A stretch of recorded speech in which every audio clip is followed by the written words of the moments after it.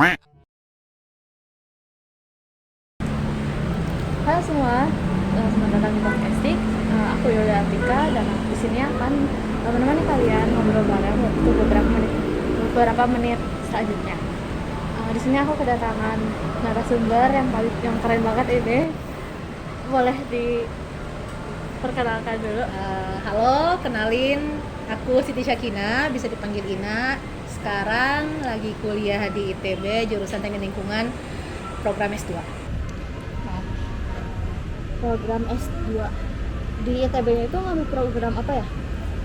Kalau di ITB kebetulan Program kan sebenarnya ada dua, bisa yang based on riset, bisa juga yang reguler gitu kan. Nah kebetulan yang aku daftar itu yang program regulernya, jadi kuliahnya kalau bisa selesai dalam waktu 2 tahun, 2-3 tahun baru selesai gitu. Boleh diceritain nggak? Kan karena ini salah satu award di LPDP. Ya. Boleh diceritain nggak kak awal mula akhirnya milih untuk melanjutin S2 dan mendorong kakak untuk ngajuin beasiswa di LPDP? Kalau diceritain dari awal ya, sebenarnya tuh LPDP menjadi pemberhentian terakhirku ya buat mengejar beasiswa. Karena dulu setelah lulus di tahun 2019, aku sempat apply buat di kementerian juga, apply juga di beberapa BUMN, cuman ya belum jodohnya lulus di situ. Terus ya udah aku putuskan buat coba lanjut kuliah gitu kan ya. Nah, awalnya itu aku ngejar di Australia. Jadi dari awal aku daftarnya itu di AS gitu kan, udah mempersiapkan TOEFL segala macam. Cuman pada saat itu aku daftar pas di tahun 2020 kan corona ya, kita kena pandemi. Jadi semua proses penerimaan itu berubah skemanya semua. Proses untuk tes bahasa pun juga dilakukan secara online. Jadi kami waktu itu yang kebetulan belum memiliki sertifikat bahasa baik TOEFL ataupun IELTS, kita mengikuti dari AS-nya memberikan fasilitas. Jadi kami mengikuti tes bahasanya itu secara online, tapi itu hanya berbasis TOEFL dan hanya berlaku buat 1 kali pendaftaran aja di AS seperti itu. Nah singkat cerita udah daftar segala macam, tiba pengumuman ya nggak lulus gitu kan ya. Terus kami nyari tahu kira-kira apa nih yang membuat nggak lulus itu ya. Ternyata dari AS-nya sendiri itu memberikan kuota gitu loh.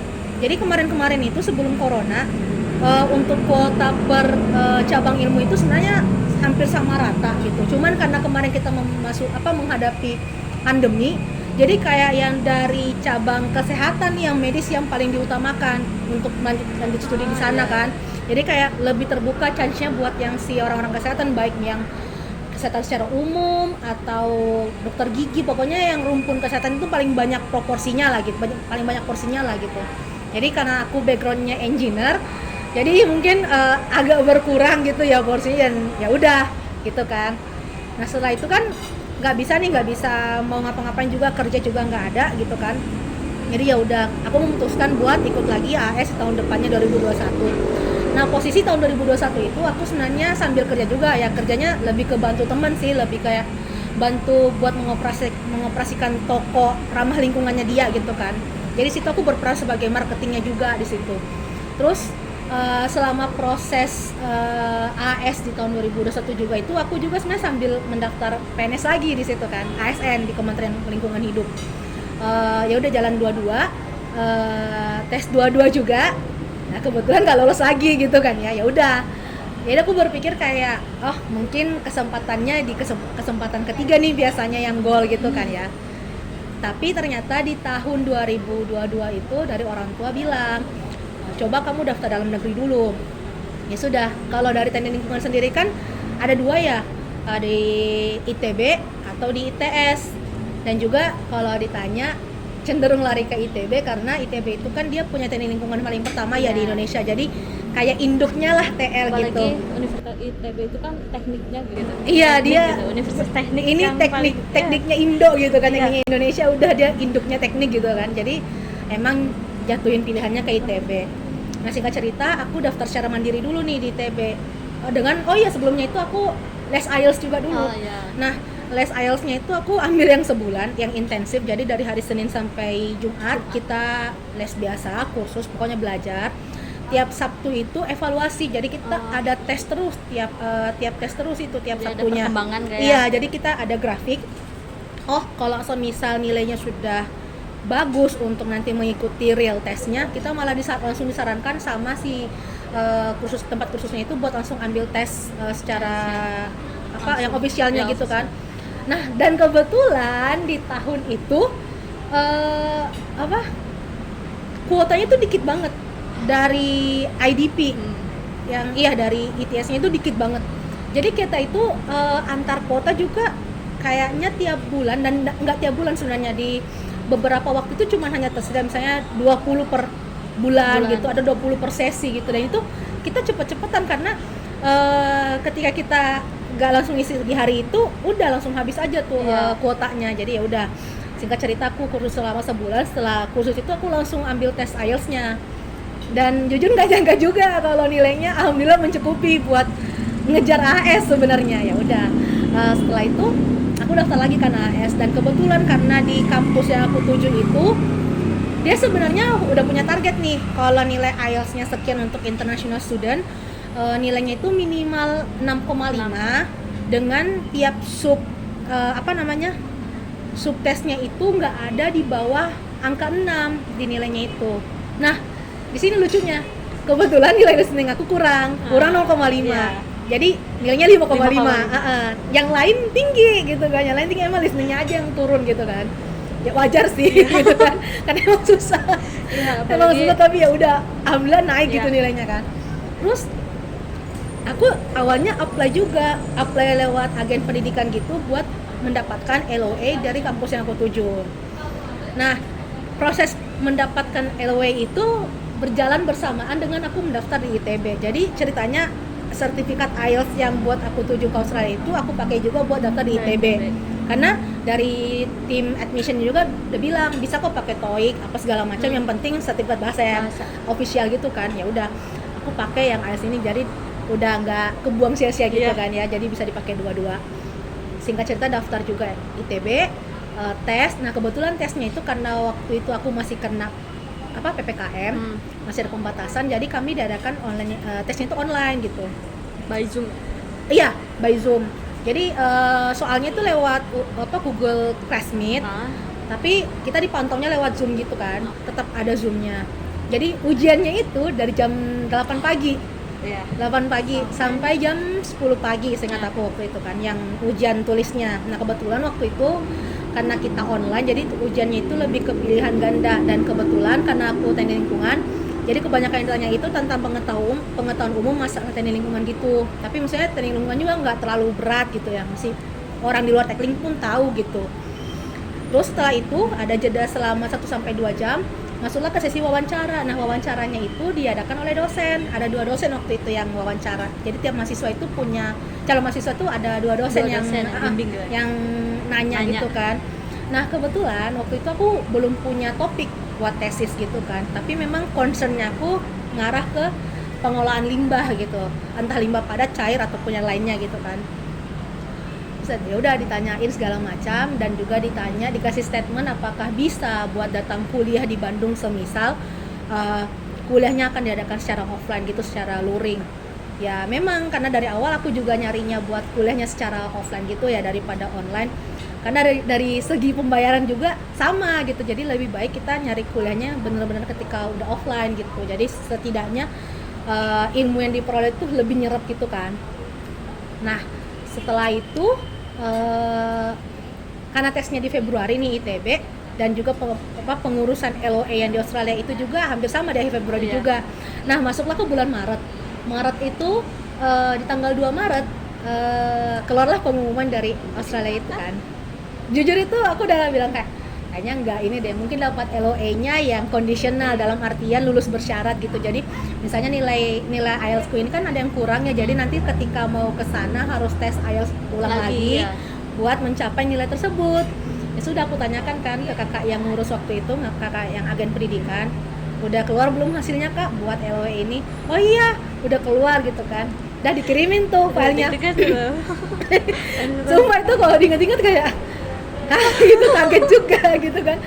Ya udah dikirimlah filenya, aku buka, udah tuh keluar kata-katanya congratulations bla bla bla gitu kan, dan diterima. Dan itu tuh tulisannya congratulations dan nggak ada lagi kata-kata bilang kurang ini you are invited to be our student as master of environmental engineering. Aku kayak langsung merinding gitu kayak ini beneran teh mau kuliah di Australia gitu kayak wah bisa nih.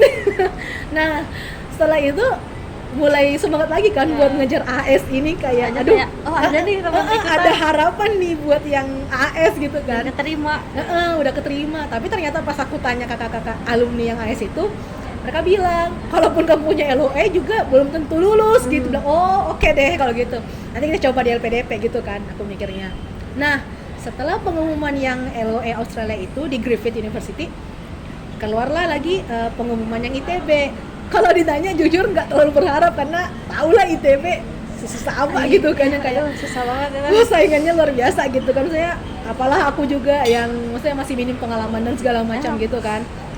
Terus yang kayak ya udah buka tuh pengumumannya di jam berapa ya waktu itu? Jam 4 sore waktu Makassar. Ya karena waktu itu posisinya aku di Makassar kan di rumah. Jam 4 sore, tapi aku bukanya setelah maghrib. Karena nggak mau ke distract sama yang lain-lain dulu, takutnya kenapa-napa kan gara-gara hasilnya gitu. Jadi udah sholat maghrib, udah tuh buka pengumuman, lah lolos gitu. kayak mau dibilang shock enggak, bermimpi iya ya ini mimpi ya gitu, kok lolos gitu. Cuman 2 yang lulus gitu kayak. Dan itu teman aku juga yang sampai sekarang ini sama-sama kuliah kayak kamu dulu gelombang 1 ya? Iya, kayaknya kita 2 doang yang lulus. Oh kayak sumpah ini beneran keterima gitu. Dari seluruh Indonesia tuh kan. Iya, yang kayak malah bisa dari luar juga kan. Iya, maksudnya juga yang kebanyakan tes waktu itu kan kelihatan ya waktu di Google Meet itu kan kelihatan siapa-siapa mukanya. Dan aku cari orang-orangnya gitu kayak ini tuh pengalamannya udah ada yang kayak konsultan apa segala macam gitu. Pokoknya udah keren banget lah gitu lah. Apalah aku remah-remah rempeyek gitu. Enggak dong. Terus kayak udah. Nah, iya kebetulan yang di ITB itu kan juga dia minta apa sih statement kita, sama purpose kita masuk ke ITB tuh gimana, motivasi kita kayak gimana tuh, motivation letternya segala macam. Yaudah karena kebetulan aku sebelum lulus S1 itu aku kebetulan udah join salah satu komunitas lingkungan di Makassar, dan di situ peran aku sebagai edukatornya. Jadi aku tuh biasa kayak keliling-keliling buat ngasih informasi gitu ya?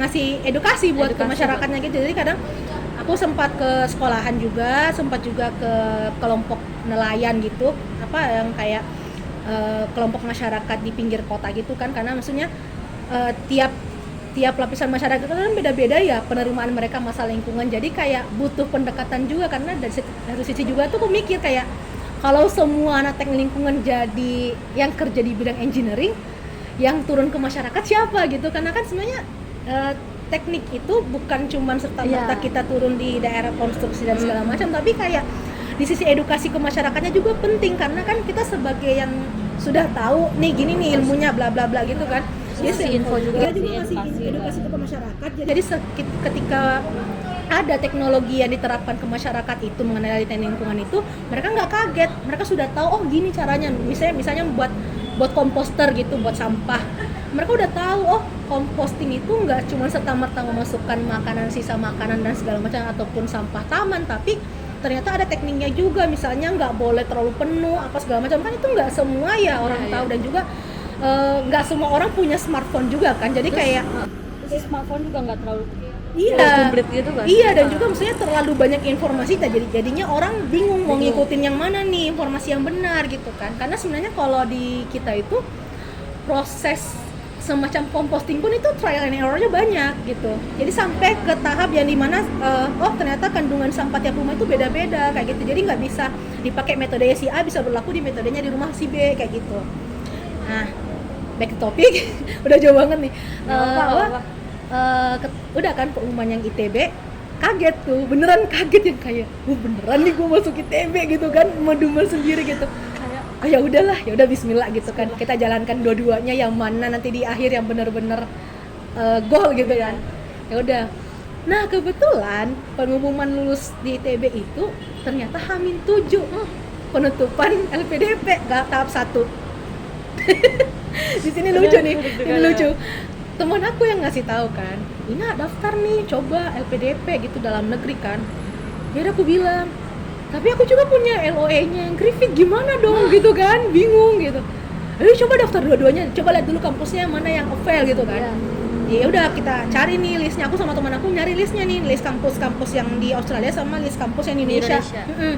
Di Indonesia ITB masuk, apalagi teknik lingkungan dia masuk sebagai subjeknya untuk dibiayai sama LPDP. Nah Australia nih jadi momok, kampusnya ada tapi jurusan aku nggak ada ya? Kan misalnya kalau di Monash dia all subjects masuk ya. Ternyata pas di kampus aku yang di Griffith itu dia cuma 2 subjek, dia cuma terima Ocean Engineering, Marine Engineering sama Hospitality. Otomatis kan nggak ada ya.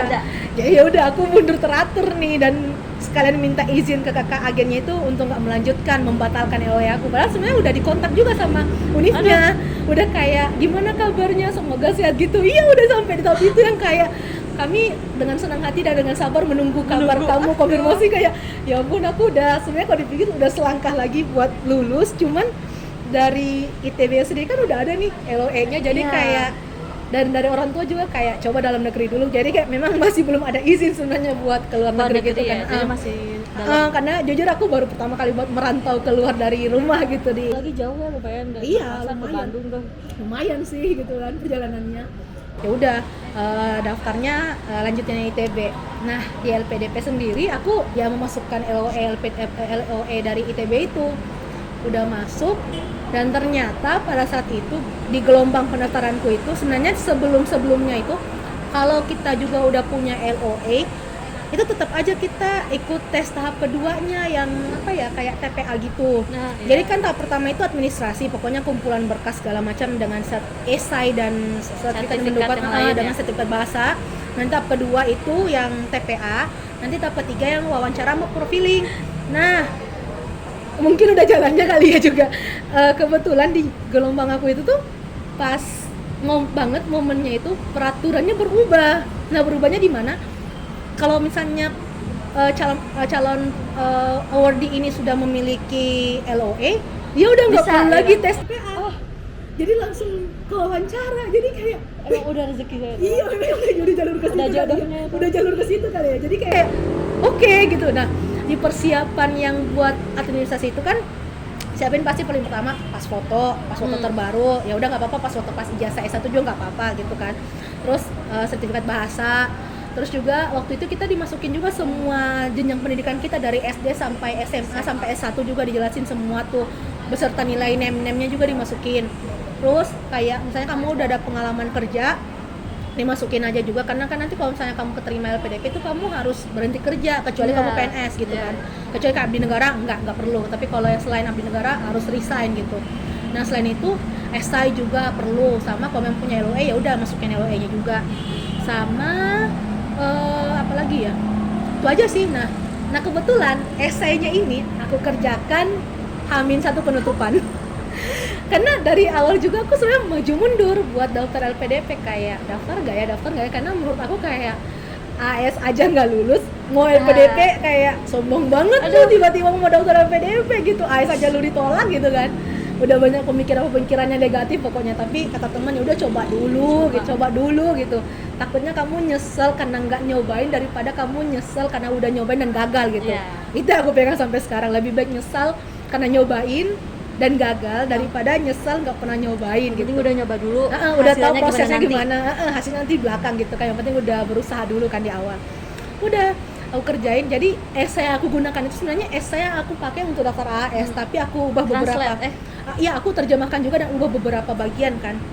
Dan karena aku juga ada pengalaman di komunitas, aku masukkanlah pengalaman itu. Kalau orang bilang mungkin kayak ngapain sih komunitas, nggak ada kerjaan apa gitu-gitu. Menurut aku karena komunitas aku ini memang relate dengan jurusan aku, ya udah aku masukin juga kan.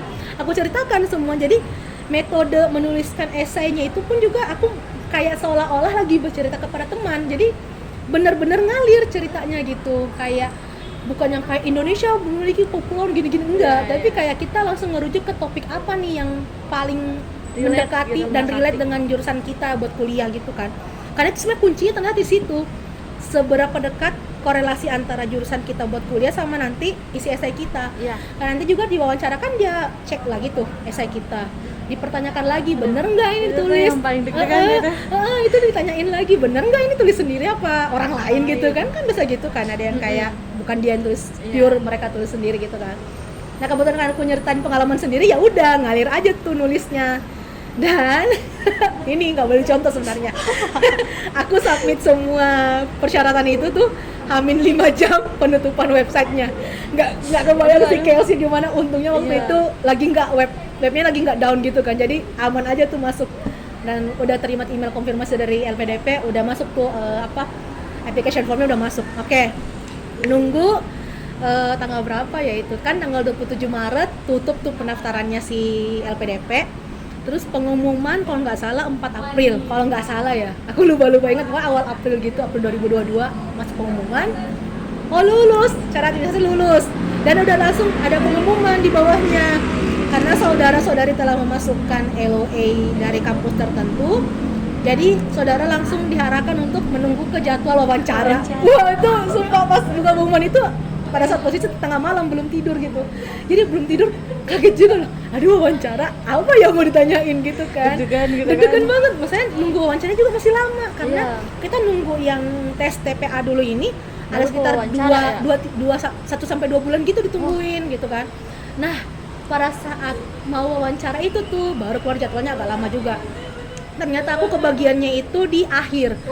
Jadi misalnya jadwal wawancaranya dari bulan Mei nih, dari awal Mei, dari tanggal 1 sampai tanggal 30 atau tanggal 30. Nah, aku dapat jadwalnya itu H-2 penutupan. Nah, itu kan jadwalnya dari LPDP-nya ya, bukan dari kita yang nentuin, enggak. Jadi dari LPDP-nya ngasih ke jadwal situ, ya sudah. Aku banyak-banyak latihan gitu kan. Aku lihat beberapa tips and tricks yang biasa orang share di YouTube, sama aku juga sempat ikut latihan wawancara juga sama awardee yang lagi ongoing juga kan waktu itu. Sama ya udah minta saran juga gimana nih esainya udah bener nggak gitu kan, padahal udah submit gitu sebenarnya, tapi kata kakaknya udah bagus sebenarnya ini karena kamu lebih menceritakan pengalaman kamu yang relate dengan jurusan kamu sekarang gitu. Oke, singkat cerita pada saat wawancara juga, nah di sini kalau mau wawancara itu harus siap 1-2 jam sebelumnya. Sebaiknya seperti itu karena kebetulan waktu jadwal aku wawancara harusnya itu di jam berapa ya itu waktu itu? Di jam 10 pagi. Jam 10 pagi waktu Makassar. Berarti jam 9 pagi waktu Jakarta ya. Ternyata peserta sebelumku itu, aku peserta kedua ceritanya yang buat tes wawancara. Ternyata peserta pertama itu nggak bisa. Jadi dimajuin lah. Aku berpikir kayak, aduh kaget kan gitu, tapi pikir udahlah biar selesai gitu kan, biar hilang beban satu gitu kan. Ya udah aku bismillah aja gitu. Pas masuk wawancara, beneran apa yang kita tuliskan di di essay itu juga ditanyakan. Memang di make sure beneran nih dia nulis atau bukan, dia nulis atau enggak, atau sama sama enggak gitu korelasinya gitu, bener enggak apa yang dia omongin itu enggak jauh beda dengan essay-nya gitu kan. Kan kalau kita nulis pasti nanti kalau kita ngomongin ada beberapa parafrase gitu kan, yang nggak masalah tapi jelas maksudnya sama gitu. Ya udah tanyain apa segala macam. Nah, alhamdulillah waktu itu yang wawancara aku itu ada 3 orang dan semuanya ibu-ibu. Jadi setiap kita wawancara itu ada 3 pewawancara. Jadi di Zoom itu kita berempat, 1 peserta, 3 pewawancara, 1 dari akademisi, 1 dari psikolog, 1 dari orang LPDP-nya. Nah, tiba saatnya pengumuman itu mungkin ada sekitar 1,5 bulan dari wawancara itu kan. Kalau aku sih nunggunya nggak terlalu lama karena di akhir ya, jadi dari jarak wawancara ke pengumuman itu nggak terlalu jauh, nggak sama kayak teman-teman yang waktu wawancara di awal Mei, pengumuman di Juni kan, jadi kayak kerasa banget tuh jauhnya. Aku kayak deket-deket aja nih pengumuman itu di Juli kalau nggak salah, iya di Juli. Nah ya kebetulan aku wawancaranya di Juni, ternyata di Juli itu masuk pengumuman. Dan aku ingat banget itu H-6 hari sebelum Idul Adha. Jadi kan biasa biasalah persiapan Idul Adha gitu kan di rumah. Terus waktu itu hari pengumuman, ya udah. Kalau ditanya sebenarnya nggak mau buka ya, karena udah kayak kayaknya nggak lulus nih gitu, udah kayak nggak lulus nih pasti gitu kan. Paling nggak lulus lagi kan gitu. Tapi aku kayak udah coba aja dibuka pengumumannya gitu kan, dan ternyata pas keluar jadwalnya itu jam 6 malam gitu di Jakarta, keluar pengumumannya, dan berarti jam 7 malam kan di Makassar, tapi aku bukanya itu setengah 9. Aku berusaha masuk webnya itu dari jam setengah 8 malam sampai jam 8.15 itu susah banget, nge-crash webnya karena Soalnya banyak yang masuk banyak juga. akses juga kan, banyak yang mau cek karena kan ribuannya kita Iya. yang masuk gitu. Ya udah, aku coba buka di laptop nggak bisa, nge-crash mulu. Aku coba lewat HP, masih gagal juga, dan tepat di pukul 8.28, aku masih ingat 8.28, sumpah itu deg-degan banget. 8.28 masuk, kan awalnya tuh tulisannya LPDP doang kan, Iya. masuk login dulu kan, login username sama email dengan password. Terus pas loading 8.28 tuh langsung muncul logonya, masuk gitu kan, masuk di dashboard kita tuh, dashboard peserta. Wah, kaget nih, sumpah aku shock di situ kan. Udah masuk gitu kan. Posisi jujur juga posisi kayak udah kayak pasrah, beneran pasrah, kayak mau keterima alhamdulillah, gak keterima juga ya udah nggak apa-apa, bukan jalannya berarti kan ya. Udah kayak bener-bener logo dan kayak nggak bener-bener nggak, udah kayak ya udahlah ya, udah diikutin jalurnya gitu. Dan juga udah berusaha semaksimal mungkin kan. Terus pas 8.30 aku klik bagian dashboard pengumuman. Nah itu karena kebetulan pakai HP jadi kan agak ke zoom out ya, tulisannya. Kalau laptop kan langsung kelihatan selayar-layar Semua kan. gitu ya. Jadi kan Aduh. teman-teman tuh di grup udah ribut tuh sebenarnya, di grup award yang ikut ini, yang simulasi. Kalau dia bilang kalau misalnya nggak lulus tuh huruf pertamanya M, maaf kan, M, maaf. Iya. Kalau lulus S pertama, selamat Selamat. gitu kan. Aku masih nyimpan tuh capture-annya semua gitu kan. Loading agak lama juga, loadingnya tuh 8.30. Banyak yang masuk juga kan. Banyak banget. 8.30 hampir ke 8.31 sih waktu itu. Posisi juga udah sholat isya, memang bener kayak mempersiapkan batin gitu kan ya. 8.31 kebuka dashboard pengumuman, langsung huruf S, selamat. Aku nangis. Jadi mesti aduh. Karena kayak oh gini ya rasanya lulus gitu kan ya. Karena maksudnya dari beberapa pengalaman kayak ngejar di negara orang aja susah gitu, apalagi kayak ini kan bebannya pakai nama negara Nama negara juga, sendiri nama gitu. negara sendiri gitu. Jadi kayak lebih kerasa aja tuh amanahnya gitu kan di Iya. pundak kita, kalau di aku ya, kalau gitu ngerasain bener-bener lulus gitu. Nah makanya teman aku juga, aku benar-benar terima kasih sama teman aku yang memaksa aku buat daftar gitu. Karena mungkin kalau aku nggak dipaksa aku nggak mau daftar gitu, karena udah kayak udahlah AS udah gagal, masa LPDP mau ujung-ujung daftar. Terus kayak aku tuh benar-benar nggak ada bayangan LPDP itu seperti apa, karena memang dari awal nggak pernah ada interest ke sana, tapi mungkin udah jalannya ya. Jadi pada saat itu H-7 itu aku nyari tahu LPDP kayak gimana, LPDP tesnya gini. Oke, udah aku tes aja gitu kan, ikut aja gitu, submit segala macam, keterima lah gitu. Nah proses penerimaan juga itu masih panjang lagi, kita masih memasukkan beberapa berkas lagi, kayak ada masalah data diri dan segala macam, sama kayak kalender pendidikan dari kampus dan segala macamnya itu buat dimasukkannya kita ke grup persiapan keberangkatan atau PK. Nah di PK itu nanti kita kayak apa ya, istilahnya kayak kita menerima ini loh, kayak di training gitu sebelum mulai kuliah gitu. Jadi kalau misalnya yang kayak kuliahnya ke luar negeri, kayak ini nih materi-materi yang bakal kamu hadapin gitu kan. Terus yang kayak bagaimana caranya behave di negara orang segala macam, itu juga dibahas semua. Meskipun juga di negara sendiri, tapi kan tiap daerah beda-beda behavior juga kan. Jadi kayak oh gini nih kalau di tempat gini behaviornya segala macam, itu semuanya diajarin. Jadi kayak benar-benar kita dipersiapkan sebagai awardee, itu dipersiapkan begini loh kita sebagai awardee berjalan di kampus, maksudnya kayak beginilah peran kita kayak gitu. Maksudnya juga kayak kita selalu diingatkan kayak ini tuh menggunakan fasilitas negara digunakanlah sebaik-baiknya, seperti itu kan. Yang kayak kalau mungkin teman-teman dengar berita-berita miring itu mungkin hanya orang-orang tertentu ya, karena kalau di angkatan aku sendiri alhamdulillah nggak ada kok yang ini, nggak ada yang aneh-aneh gitu. Malah udah pada pulang nih semua yang kuliahnya di luar negeri, karena kan rata-rata yang kuliah di luar negeri itu paling nggak 9 bulan atau 1 tahun range kuliahnya kalau master degree kan. Kecuali yang S3 ya 3 sampai 4 tahun emang sama ya? sama kok di sini 3-4 tahun gitu kan, sama persis. Kalau di Indonesia kan dia 2 tahunan ya kuliahnya. 2 tahun. Sama dengan Australia juga 2 tahunan, sama persis jadwalnya. Jadi ya nggak jauh beda gitu. Nah, setelah masuk itu ya udah pas kita di hari akhir PK itu udah diumumin angkatan sekian lulus dan diterima jadi awardee, kayak nangis lagi gitu, sumpah kayak oh gini ya rasanya jadi awardee gitu. Udah gitu aja sih. Aduh, emang masih berkaca-kaca ini mah ingatnya. Itu tuh lawan banyak banget pasti. Iya, dan ternyata iya, dan ternyata pas kita dapat info pas administrasi itu ternyata ada 15.000 pendaftar. tuh kan. Aku kayak, hah 15.000 pendaftar gitu. Mana yang keterima paling berapa tuh? Iya, dan pas administrasi dari 15.000 itu di-cut sampai 6.000 apa 5.000 orang kayak berapa persennya itu tuh? bener-bener dikikis kayak hah beneran gitu dari kan. 50% nggak Iya, sih? setelah dari itu kan 15.000. setelah itu kan yang dari 5.000 orang ini kan udah ada yang keterima secara LOE, jadi Ya. disisihkan lagi kan, jadi yang lagi bertarung lagi ini yang tes TPA. Ya. Udah, dan sampai di tahap akhir itu yang angkatan aku, yang gelombang aku di tahap 1 tahun 2022 itu kurang lebih 2.971 orang yang keterima sampai akhir. Itu kayak dari 15.000 ke 2.000 kayak ya Allah, itu bener-bener high gitu loh.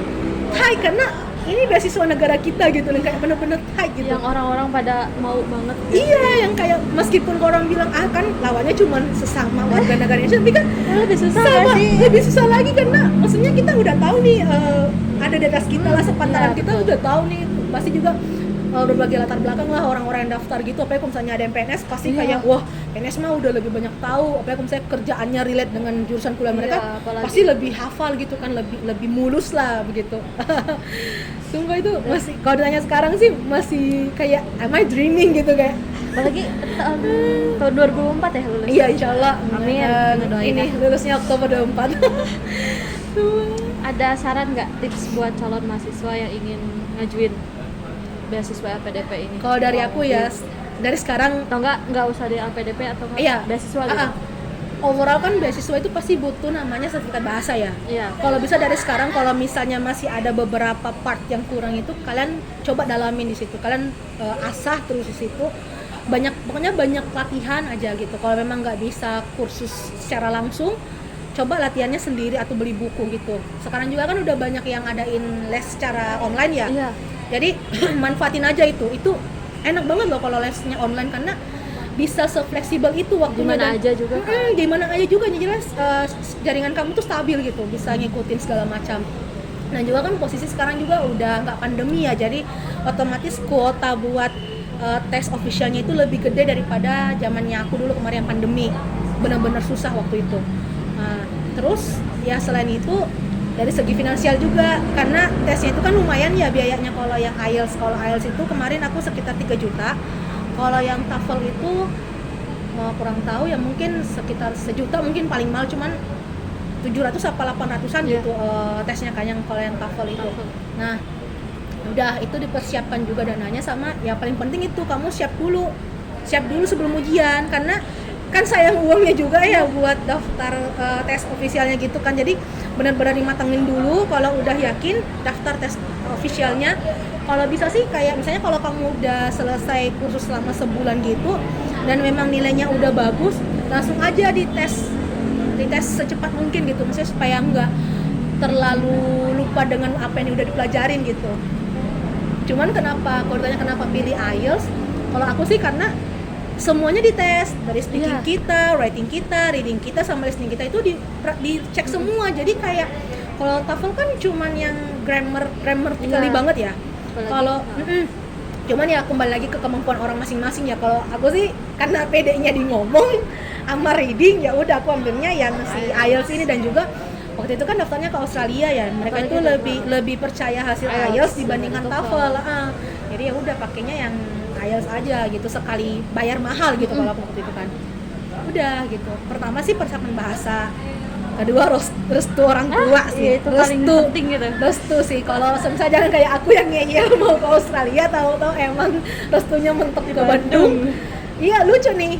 Sama-sama huruf B nih, kota yang aku tuju. Di Australia B-nya itu Brisbane. Tapi tahu-tahu beloknya ke Bandung dulu. Mungkin nanti S3-nya ke Brisbane gitu. Ya Allah, amin. Mungkin kayak gitu kali ya. Kayak ya udah restu dari keluarga pokoknya gimana baiknya gitu kan ya. Kalaupun juga kamu lagi kerja sekarang nyambi kuliah nggak apa-apa juga, kan itu apalagi kalau misalnya kamu mendaftar di jurusan yang relate dengan pekerjaan dan juga kuliah kamu D1 itu justru lebih bagus karena Jadi nilai tambah nggak sih? nilai tambah dan juga oh ini orang udah paham nih, udah tahu dia mau ngarah kemana, terus goalsnya dia nanti kalau buat setelah S2 tuh mau ngapain gitu. Karena kan kita juga tanya kan, nanti setelah S2 kamu mau ngapain, jangka panjangnya gimana, jangka pendeknya gimana, jangka menengahnya gimana. Kalau aku kan ditanya mau jadi dosen apa enggak, kalau aku sih ditanya waktu itu jawabnya nggak mau jadi dosen awalnya gitu kan, karena Sekarang mau iya kalau nggak sih mau juga sih, cuman kalau masih ditanya sekarang lebih masih cenderung mau turun ke masyarakat karena masih mikir kayak masih banyak kurangnya nih di masyarakat gini, bukan edukasi lagi nggak sih? nggak menyalahkan masyarakat karena memang mereka nggak punya akses ke situ, jadi karena kita memiliki privilege dan akses ke sananya. Kenapa Jadi enggak? menurutku kayak kalau menurut mindsetku ya, karena kita yang punya privilege itu, jadi harusnya kita yang menjadi penjembatannya si orang-orang yang nggak punya privilege itu. Jadi kayak karena kita memberikan manfaat ke orang-orang lain gitu loh, berasal dari beasiswa ini gitu kan. Jadi inilah hasil dari kuliah kita buat bermanfaat ke orang lain kayak gitu kan. Terus selain ya restoran tua, setiap bahasa ya udah esainya juga diperhatiin. Kalau bisa ya, kalau ada pengalaman pekerjaan yang relate masukin aja. Misalnya kamu menemukan ada misalnya kekurangan di pekerjaan itu, dan mungkin kalau dengan kamu kuliah S2 itu mungkin bisa mendapatkan ilmu yang lebih baik dan bisa menunjang karir kamu ke depan, itu boleh banget. Itu boleh kamu tuliskan, karena di menuliskan esai itu nggak ada salah benar, karena kan setiap orang memiliki pengalaman yang berbeda ya. Jadi kayak mungkin aku pengalamannya aku lulus karena gara-gara aku anak komunitas dan memang relate dengan jurusan yang aku tuju buat S2. Bisa jadi kalian yang mungkin relate sekarang S1-nya dan udah kerja juga, ya dimasukin aja pengalaman-pengalaman itu, selama pengalaman itu kayak memang bener-bener buat kalian itu kayak aku mau mengubah sesuatu gitu, pengen ada yang mau diubah gitu. Dan juga usahakan nanti kalau misalnya wawancara itu benar-benar konsisten apa yang kalian tulis itu dengan apa yang kalian ngomongin nanti kayak gitu. Nanti sebelum wawancara harus pelajarin juga. Iya gitu kan, benar. Apa yang kita tuliskan gini siapin juga. Beneran gitu. Kayak kalau aku sih ya udah aku ceritain pengalamanku, ya itu aku juga ceritain. Jadi nggak jauh beda gitu kan. Lebih enak juga ngasih ceritanya, atau enggak pasti tanya ya udah tinggal jawabannya gini. Karena ya gini yang realita ditemukan di lapangan gitu, yang aku hadapin juga gini gitu kan. Ya udah, dan memang juga mungkin karena aku di teknik lingkungan masih kurang juga ya, jadi kayak benar-benar menceritakan ini loh obstacle-obstacle yang kami temukan di lapangan, terus kayak tantangannya seperti apa kayak gitu-gitu. Jadi ya aku ada di sini karena LPDP juga gitu loh. Gunain semua kesempatan yang ada. Jangan kayak kalau aku kan kemarin milihnya Australia doang ya. Harusnya tuh milih juga kayak coba tes di Max yang Jepang, coba tes yang GKS yang di Korea, atau ini Erasmus Mundus juga yang di Eropa gitu kan, atau Tulip Orange gitu yang di Belanda. Pokoknya tes semua aja. Selama dia nggak meminta biaya di awal, maksudnya nih kalau kamu udah ada sertifikat bahasa, udah itu kan bisa dipakai ke semua ya. Karena kan itu mereka punya jangka waktu 1-2 tahun ya, batas masa aktif sertifikat kamu gitu. Jadi dimanfaatin aja. Dan kalau semisal dari kampusnya itu misalnya nih meminta salinan ijazah S1 ataupun transkrip dalam bahasa Inggris, kalau misalnya kampusnya udah menyediakan dalam bahasa Inggris sebenarnya enak aja gitu. Kalau kayak teman kan ada beberapa teman itu yang kuliahnya kayak di UI, kalau saya ingat aku dia udah pakai bahasa Inggris ya, transkrip dan ijazahnya, jadi nggak perlu gitu ya? Nggak perlu ke translator gitu. Nah kebetulan karena S1 aku dulu nggak pakai bahasa Inggris, bahasa Indonesia, jadi aku harus ke penerjemah tersumpah untuk menerjemahkan ijazah, transkrip dan juga akte kelahiran waktu itu, karena waktu itu kan di Australia minta akte kelahiran juga kan, jadi dalam in English semua aku ubah semua ke dalam bahasa Inggris. Jadi sebenarnya sih banyak berkorban di awal sebenarnya, cuman ya itu kita nggak bakal bisa mendapat apa yang kita pengen kalau nggak berkorban dulu gitu. Memang harus ada banyak pengorbanan gitu kan. Karena jujur kalau ditanya kan aku lulus 2019, mulai keluar di tahun 2022, jadi ada 3 tahun lebih gitu, 3 tahun, hampir 3 tahun gitu ada pengorbanan selama itu buat nyiapin semua, buat menyiapkan semuanya gitu, sampai aku di titik bisa kuliah di ITB, kuliahnya lewat LPDP gitu. Ya itu sih kalau aku pribadi, pokoknya gunain semua kesempatan yang ada selama kampus yang mau menerima dengan jurusan kamu yang kamu pengen itu ada. Terus dari sertifikat udah ada, restu orang tua, keluarga pokoknya udah bagus, udah. Apalagi sertifikat bahasa kan ada beberapa kampus yang emang nerimanya cuma IELTS doang. Iya, itu nah. Kenapa? Bukan brand ambassador IELTS enggak, cuma menurut aku ya, lebih bagus juga, lebih komplit gitu. Karena kalau IELTS itu jujur lebih update dibandingkan TOEFL. TOEFL itu soalnya kadang masih ada soal-soal beberapa tahun lalu itu lagi diulang, jadi kayak nggak terlalu worth it gitu loh. Jadi kalau misalnya sekarang ya udah nggak apa-apa, nabung dulu, latihan bahasa dulu segala macam, nggak apa-apa, it's okay. Maksudnya kayak hargai semua itu proses-proses langkah kecil itu ternyata ngelit kita ke hal yang besar gitu loh. Dan maksudnya aku juga barunya nyadar sekarang gitu kayak oh iya dulu tuh aku sering latihan di Duolingo. Jujur itu Duolingo membantu banget. Udah gitu aja sih, sama ya berbanyak-banyak latihan, sama banyak-banyak doa, pokoknya kayak niatin yang kita mau ini adalah hal yang baik. Karena sesuatu hal yang baik itu pasti akan berujung dengan yang baik juga gitu. Dan juga maksudnya jangan patah semangat, karena dari aku juga yang berjuang 3 tahun baru menemukan jalannya kemana gitu. Jadi kayak mensyukuri banget kayak oh ternyata timingku memang pasnya di sini. Karena aku berpikir kayak andai kata dulu mungkin aku ikut tes kuliah di zaman masih pandemi, mungkin aku nggak bakal dapat kesempatan yang aku dapatkan sekarang. Bisa offline dan ternyata aku bisa ikut summer course segala macam, ketemu banyak orang, dan ternyata juga di Bandung banyak komunitas lingkungan. Jadi kayak ternyata waktunya itu pas gitu, semuanya itu dalam porsi waktu yang pas gitu. Jadi kayak jangan pernah nyalahin waktu kayak itu, temen aku udah lulus, udah kerja, udah dapat beasiswa, aku belum kok, kenapa ya gitu. Jangan pernah nge-underestimate diri sendiri, karena yakin pet orang itu beda-beda. Dan semua kita lagi nggak running sprint gitu loh, kita ini semua maraton. Dan maraton itu kan jalannya beda-beda, pace-nya orang beda-beda. Jadi ya udah nikmatin aja selama berprogres. Jangan, misalnya nggak apa-apa sih kalau misalnya 1-2 hari ada break atau sebulan break, nggak apa-apa, karena pasti bakal monoton juga, capek gitu kan, kayak ini worth it nggak ya aku kejar gitu, pasti akan muncul pertanyaan seperti itu. Jadi kayak menurut aku tetap aja kejar selama hal itu bermanfaat dan menurut kamu itu hal yang baik, kejar aja. Pokoknya tiap ada kesempatan daftar.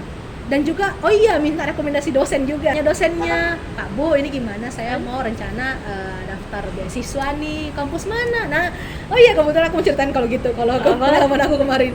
Nah, kebetulan dosen yang aku temuin minta rekomendasikan dosen waktu nyusun skripsi ya, nyusun TA. Kebetulan juga waktu itu sebenarnya waktu mau ke Australia itu pengennya sih ke climate science gitu loh. Aku pengennya sebenarnya ke situ, nggak mau lagi ke teknik lingkungannya. Cuma dari dosen sendiri mungkin ngarepinnya aku balik ke Indonesianya jadi dosen kan. Karena memang masih kurang sih sebenarnya dosen-dosen buat teknik lingkungan gitu. Jadi dari dosennya bilang, coba kamu cari tahu dulu jurusan yang nomenklaturnya itu, maksudnya nama jurusannya itu benar-benar tertulis environmental engineering. Karena case-nya aku kan teknik lingkungan ya, jadi harus cari yang engineering.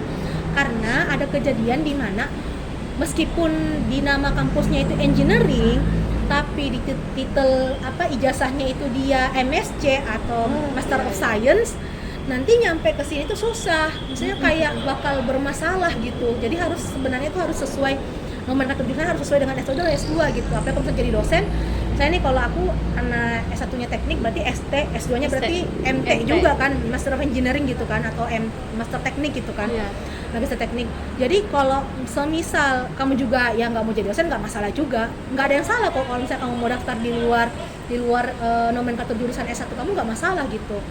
Yang penting selama kamu udah tahu mau kemana ya jalanin aja. Cuman kan ini balik ke rekomendasi dosen lagi ya.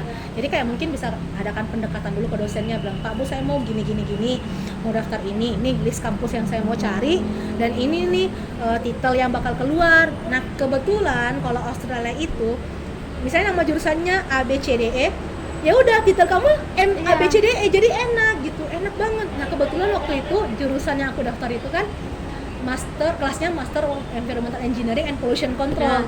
Jadi nanti di akhir pada saat udah wisuda ya udah titel aku Master of Environmental Engineering and Pollution Control. Jadi udah jelas ini teknik lingkungan gitu kan. Jadi nggak ada yang perlu dipersalahkan gitu kalau misalnya diterjemahkan oleh orang dikti kayak gitu.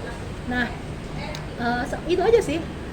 Pokoknya persiapan bahasa, restu orang tua, restu keluarga, sama restu dari dosen juga penting, sama atau atasan kalau misalnya kalian udah kerja ya. Nah, paling gitu aja. Terima kasih banget ini informasinya. Jadi buat semangat juga nggak sih buat yang lainnya? Buat apa? Apalagi anak-anak kalian itu, banyak banget tahu kesempatannya. Generasi kalian tuh jauh lebih besar kesempatannya daripada zamannya aku gitu.